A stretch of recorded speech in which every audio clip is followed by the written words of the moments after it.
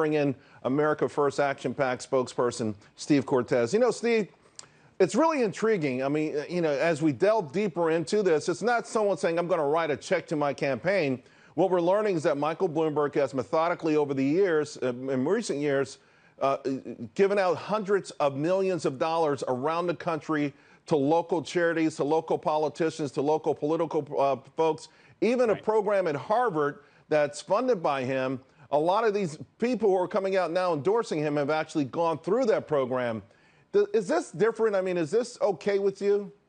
No, it's definitely not okay with me, and I don't think it's going to be okay ultimately with Democratic voters, although we'll see. He has, as you mentioned, sprinkled hundreds of millions of dollars around the country. Some might say that it smells a little bit like bribes, quite frankly, because he's reaping the political benefits right now. But I think what this points to right now is that, look, there is a leveraged buyout being pursued of the Democratic Party, and it's a leveraged buyout by a soulless oligarch. And the reason I call Bloomberg that is because this is a man who clearly doesn't have many, if any, core principles. He has reversed himself on key elements of his platform when he was mayor versus now as presidential candidate, now that he's trying to tack to the left and build his bona fides with Democratic voters. But I think that they will realize that this is a technocrat who is engaged in a really Machiavellian attempt to try to gain control of the Democratic Party as if he were a corporate raider taking over a corporation. Yeah, but corporate raiders were successful when the company that they were raiding was vulnerable.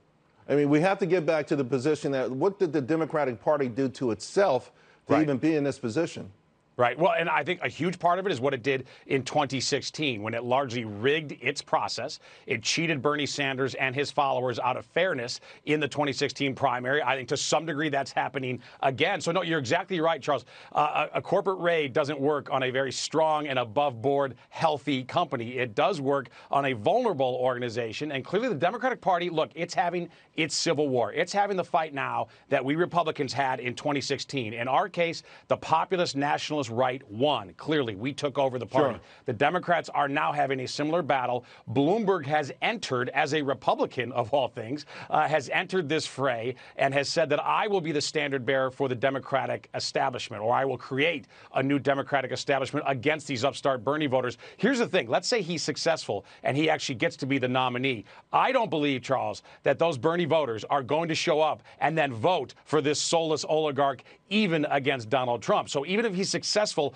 at the nomination, I think he may well doom himself and the Democratic Party to a loss come the fall. I agree with you. I think turnout, if he is the candidate, is going to be, no matter what he polls amongst blacks and Hispanics, I don't think a lot of folks are going to be really enthusiastic to go and vote and pull the lever. So we'll see. Steve, it's great seeing you. Appreciate it. Thank you, Charles.